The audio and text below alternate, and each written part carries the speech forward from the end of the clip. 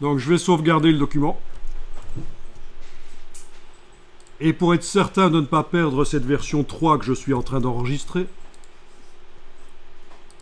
de ne pas l'écraser avec autre chose, tout de suite après, je vais l'enregistrer sous la version 4. C'est pas idiot ça. Comme ça, si je fais une erreur créative, il me restera rapidement, j'aurai qu'à réouvrir la version 3. Alors voilà, ici, je vais modifier dans le gabarit. Rapidement, je vous montre qu'on est par rapport à un logiciel comme Word, qui propose d'origine, Word, la numérotation. Ici, dans InDesign, il faut créer la numérotation. Mais ce qui est intéressant, c'est que vous pouvez créer la numérotation que vous souhaitez vraiment.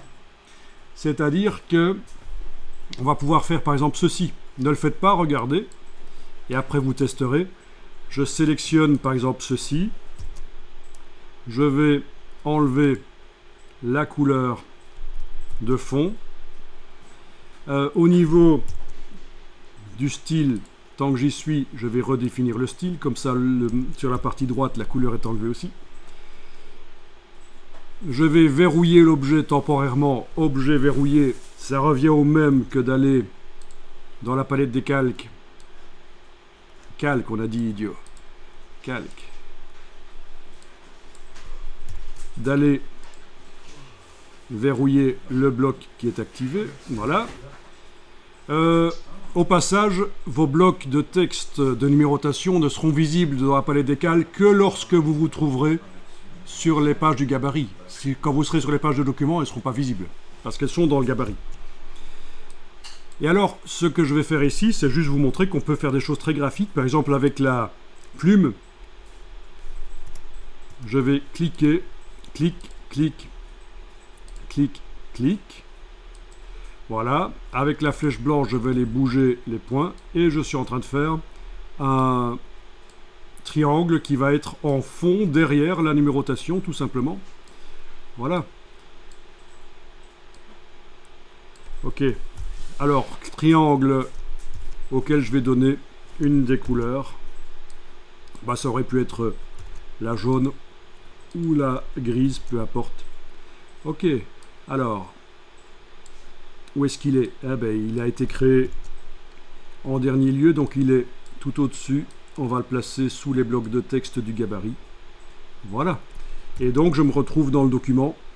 Si je vais dans le document sur la page, par exemple, 14 ou quoi, je me retrouve avec la numérotation qui est comme ça. Et ce qui est intéressant, c'est que vous pourriez aussi mettre une image.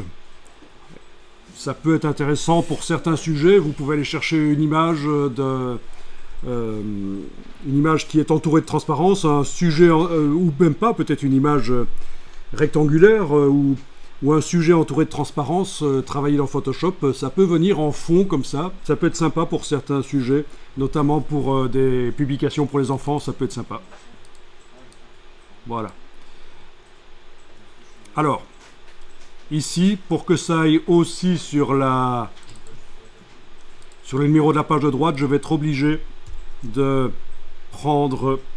sélectionner le triangle, édition, copier, et puis, ou alors le déplacer avec la touche Alt et Shift pour qu'il se déplace parfaitement en horizontal. Ah, le mettre en miroir, oui, on peut le mettre en miroir aussi, avec ceci par exemple. Voilà. Mais, pas certain que ce soit nécessaire, mais pourquoi pas, voilà, c'est expliqué. Voilà.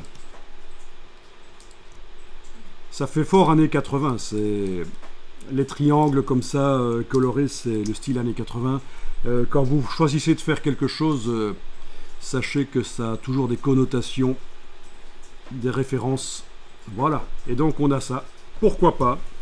Je vous suggère d'essayer aussi avec des images. Détourées ou pas. Et là, vous comprenez que c'est très ludique, c'est très souple comme numérotation. Un livre pour des enfants, vous pourriez mettre un nounours derrière le numéro, par exemple.